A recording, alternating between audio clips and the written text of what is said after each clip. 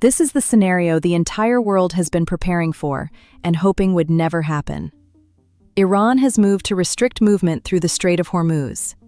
Not a threat, not a warning, not a diplomatic note delivered through back channels in Muscat or Doha. A physical restriction of one of the most critical shipping lanes on the planet.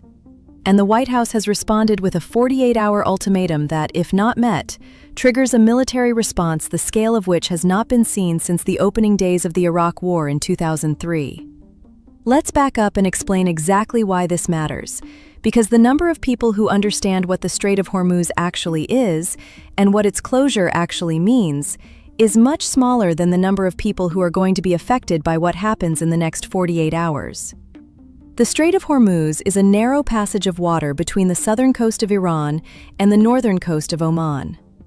At its narrowest point, it is approximately 21 miles wide. Through that 21-mile gap passes approximately 20% of the world's entire oil supply. Every single day. Saudi Arabia ships its oil through there. The UAE ships its oil through there. Kuwait, Iraq, Qatar, all of them. Combined, that is roughly 17 million barrels of crude oil per day moving through a waterway that Iran can, and now apparently has, decided to close. The moment that supply stops moving, oil prices do not gradually increase. They spike, immediately and dramatically.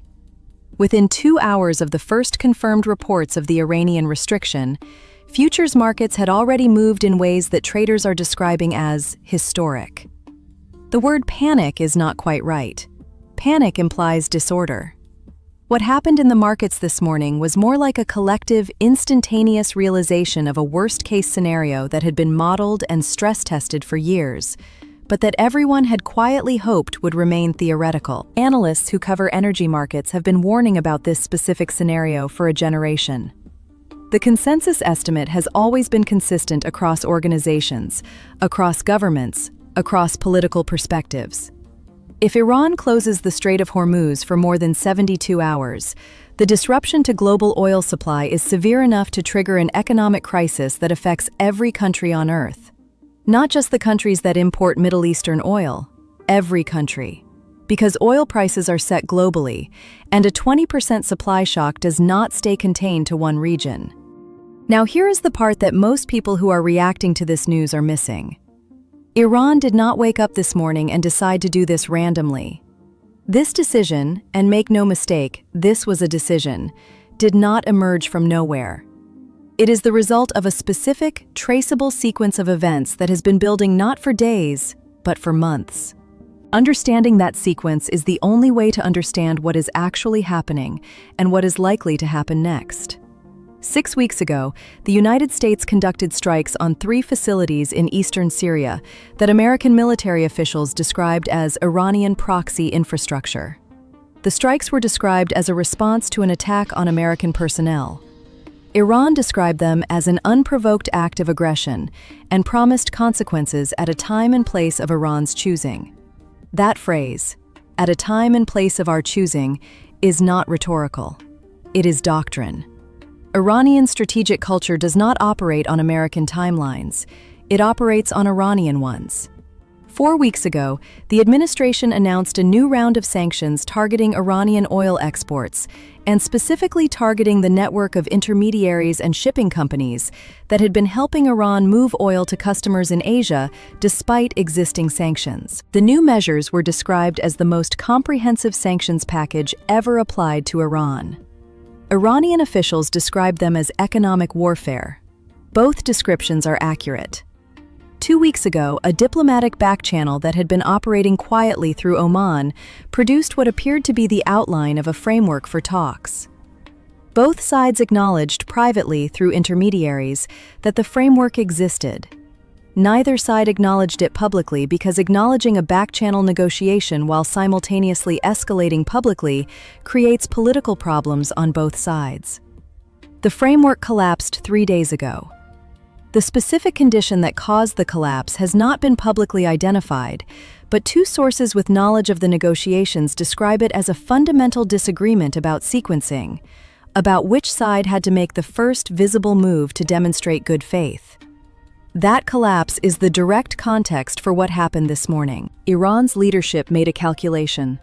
The calculation was that the cost of continued inaction, of absorbing economic pressure while appearing to have no meaningful response, exceeded the cost of a dramatic action that would change the negotiating dynamic, demonstrate that Iran has leverage, and potentially create enough international pressure on the United States to force Washington back to the table on different terms. Whether that calculation is correct is a separate question. Whether the action that results from it produces the outcome Iran is seeking is even more uncertain. But the decision has been made, and the action has been taken, and the next 48 hours will determine whether this becomes a very serious diplomatic crisis that is eventually resolved, or the beginning of a military confrontation that reshapes the Middle East. Trump's response came faster than most people in the foreign policy community expected. The statement from the White House was released within 3 hours of the first confirmed reports of the Iranian restriction. It did not contain diplomatic language. It did not express concern or call for dialogue. It stated directly that the United States considers the restriction of the Strait of Hormuz an act of economic aggression against the United States and its allies, that Iran has 48 hours to restore free navigation, and that failure to do so will result in military action to restore it. Pentagon officials confirmed within the hour that American military assets in the region are at the highest readiness level they have been at since the opening of operations in Iraq in 2003. That is a specific comparison that officials chose deliberately. It is a signal. What those assets actually look like on the ground matters for understanding what the 48-hour threat actually means in practice. The USS Theodore Roosevelt carrier strike group has been positioned in the Arabian Sea for the past 3 weeks. That positioning was not a reaction to today's events. It was ordered before today's events, which means that either American intelligence anticipated this Iranian move, or the administration was positioning for a confrontation that it expected to come in some form. 2 destroyer groups are within strike range of Iranian targets. The Air Force has pre-positioned B-52 bombers at Diego Garcia, the American military base in the Indian Ocean that serves as the primary staging point for long-range strikes in the region. These assets exist. Their capability is not in question. The United States military has the ability to force open the Strait of Hormuz. That has always been true. The question has never been capability.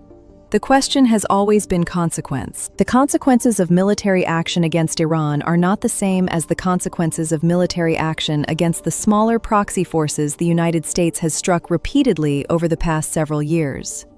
Iran is not a proxy. Iran is a country of 85 million people with a military that, while outmatched by the United States in conventional terms, has asymmetric capabilities that have been developed specifically to make any American military operation costly.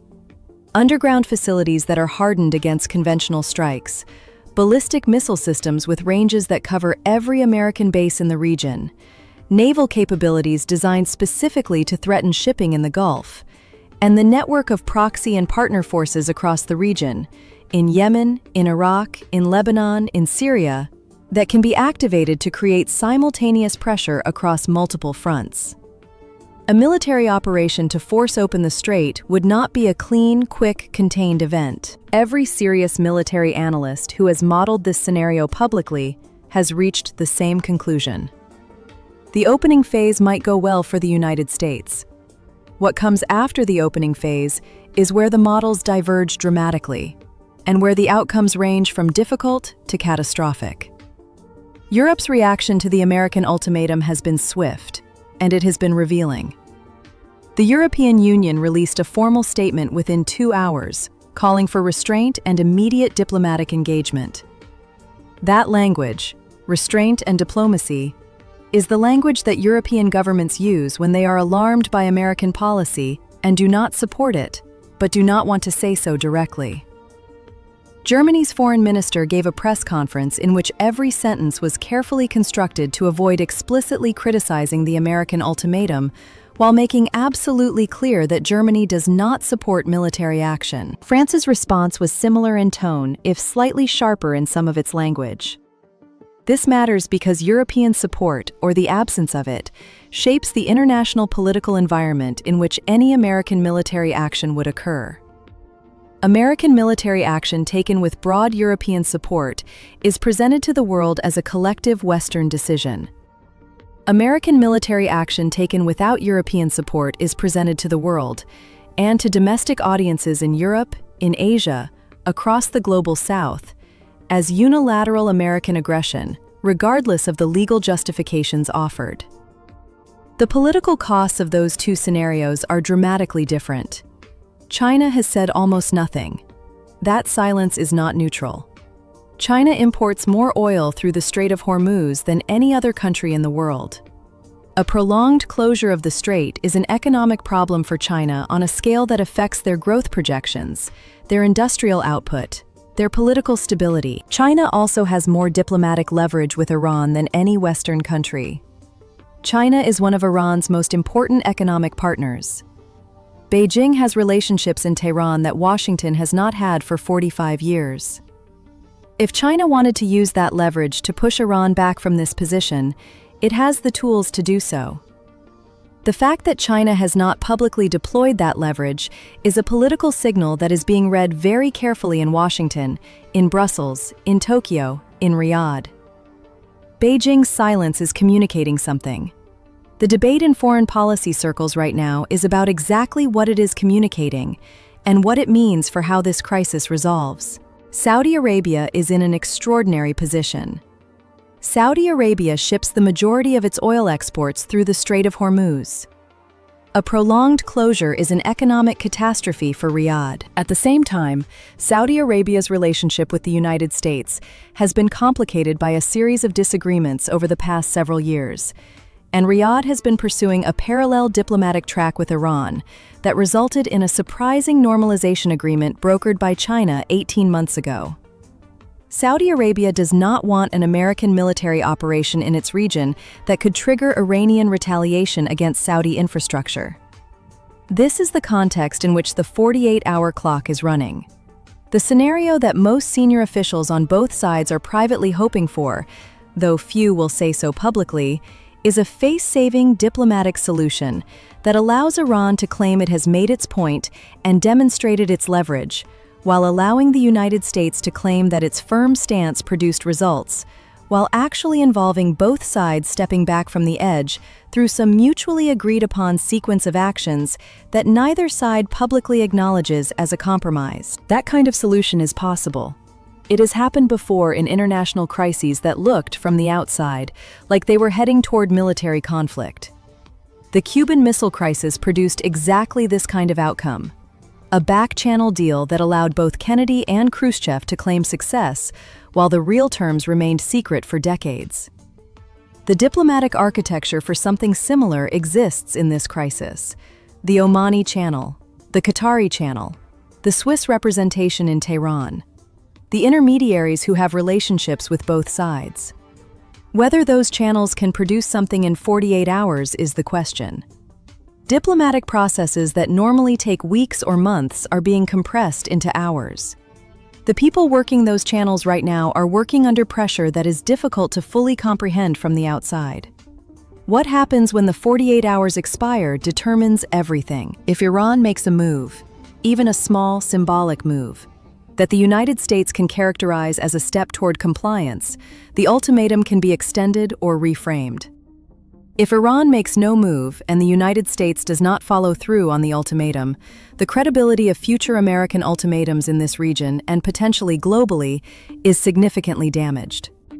If Iran makes no move and the United States does follow through, we are in a military confrontation whose outcome and duration no one can predict with confidence. The range of outcomes is wide. The time to know which one we are heading toward is very short. We are watching everything as it develops, and we will bring you the most significant developments the moment they become clear. What we know right now is that the world's most critical oil shipping lane is restricted, that an American military ultimatum is active and the clock is running, that the diplomatic channels that could prevent a military confrontation are working under extreme time pressure, and that the decisions being made in the next 48 hours, in rooms that none of us will ever see, will determine the shape of the Middle East and the global economy for years to come. Stay with us. there is one more dimension of this crisis that has received less attention than the military and diplomatic elements, but that may ultimately determine the outcome more than either of them. That dimension is economics. The countries most directly affected by the closure of the Strait of Hormuz are not the United States and Iran. They are the countries that depend on the oil that moves through that passage. Japan imports approximately 90% of its crude oil from the Middle East, and the majority of that oil comes through the strait. South Korea is in a similar position. India imports a significant portion of its energy through the strait. These are not small or weak countries.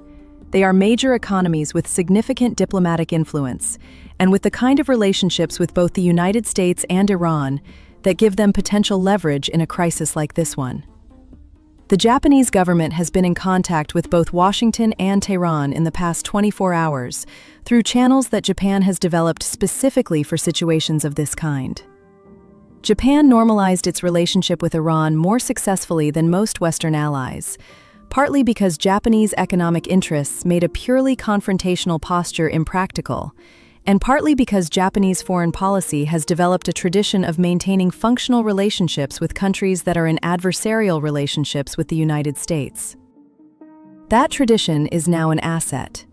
South Korea is in a different position but also has relevant relationships. South Korea has significant Iranian assets that have been frozen in South Korean banks as a result of American sanctions, and the management of those assets has been a point of ongoing negotiation that gives Seoul a specific lever that other governments do not have. India's position is the most complex. India imports significant quantities of oil from Iran, has maintained those imports through the sanctions regime through various mechanisms, and has a foreign policy that is explicitly committed to strategic autonomy, meaning India does not automatically align with American positions, and reserves the right to pursue its own interests even when those interests diverge from American preferences. India has relationships with Iran, with Russia, and with the United States simultaneously, which makes New Delhi a potential back-channel operator in its own right. These economic stakeholders have interests that align in a specific way with de-escalation. They need the strait open. They need the oil flowing. They are not principally concerned with whether Iran or the United States wins the political confrontation. They are concerned with the supply of energy that their economies depend on. That interest is driving diplomatic activity in Tokyo, Seoul, and New Delhi that is not receiving the attention it deserves in Western media, but that may be as important as the activity in Muscat and Doha. The energy market itself is a kind of signal in this crisis. Oil prices respond to information about risk faster than almost any other market.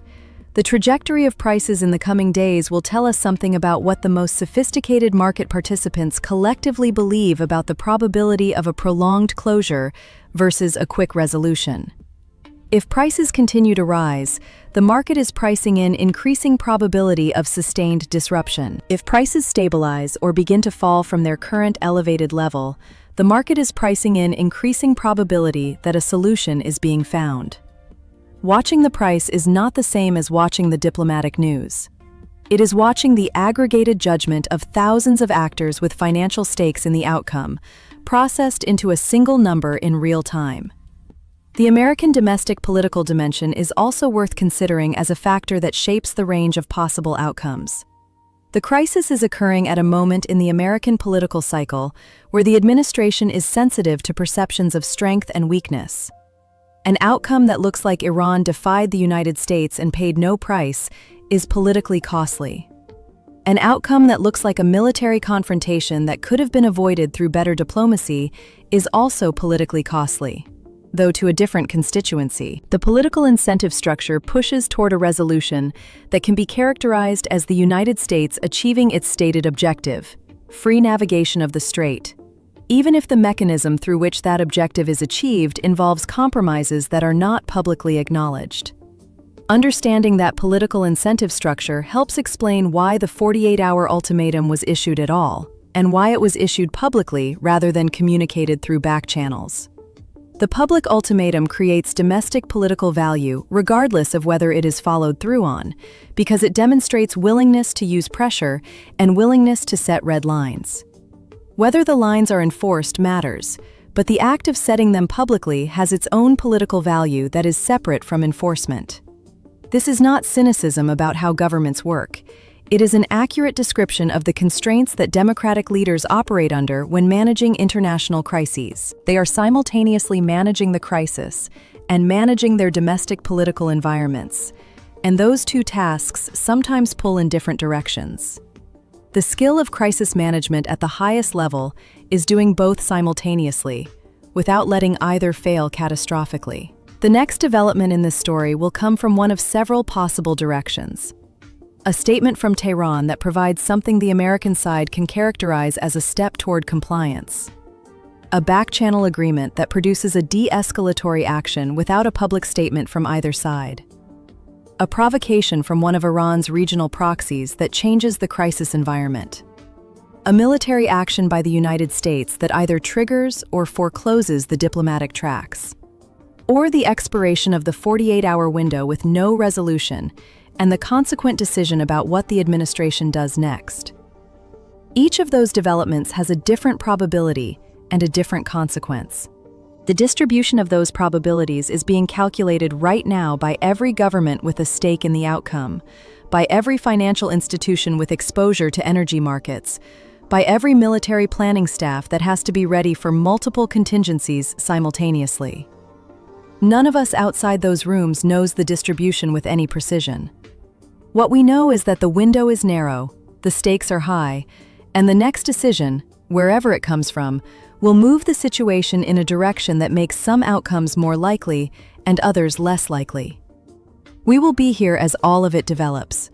Nothing that matters will happen without us trying to understand it and bring it to you as clearly as we can.